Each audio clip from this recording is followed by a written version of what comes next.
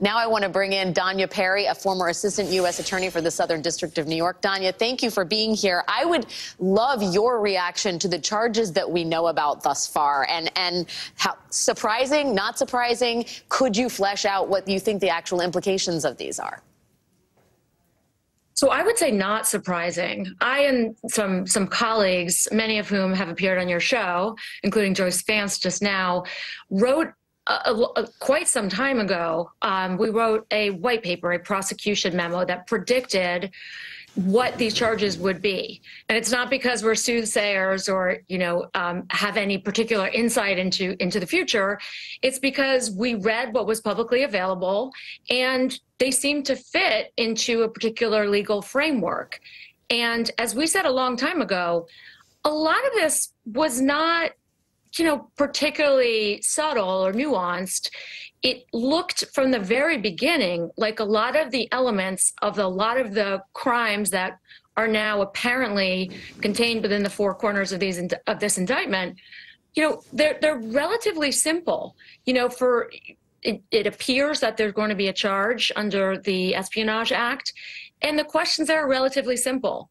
Did the former president willfully retain documents with classifications or that contain national defense information? And the only question that really seemed to be hanging out there was this knowing? Was this willful? Did he understand that it violated a law? And he pretty quickly went out there and said, yeah, I knew I had these. I thought I was allowed to have them.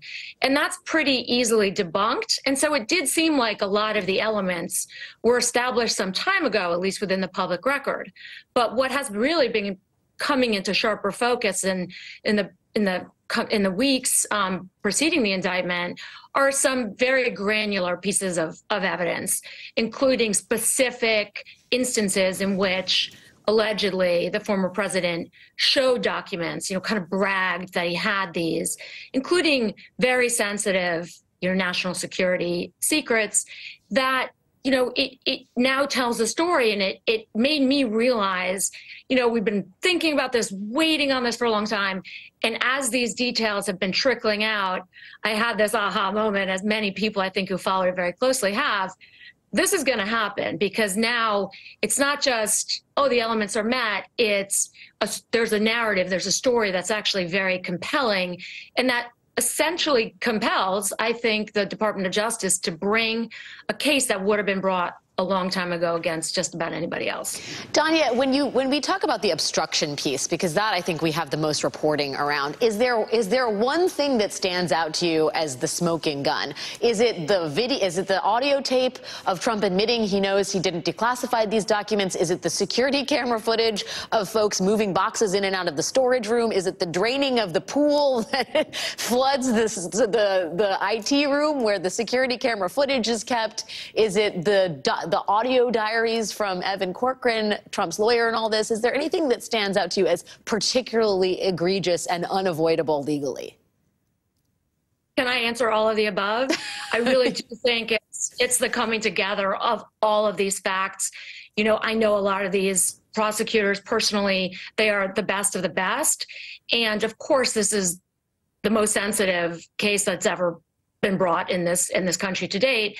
And so they are going to be as meticulous and careful as possible. And so I think they built this brick by brick, and it has become overwhelming. And so I think it really is, every time something else was leaked to the press, it just creates this weight that I think at some point became unavoidable, and too heavy to not bring these charges. So, and I do think, as other people have said, but I think is a matter of common sense.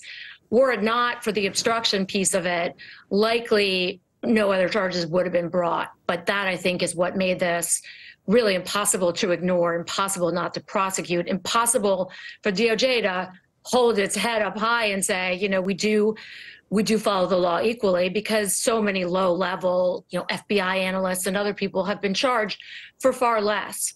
And so I think it was, all of these pieces of evidence that came one after the other, at least came, to us, the public, one after the other, that made this, a very compelling case and an impossible one not to bring. Impossible not to bring it. Danya Perry, thank you so much for your time tonight. Really appreciate it. And now for more on the political implications.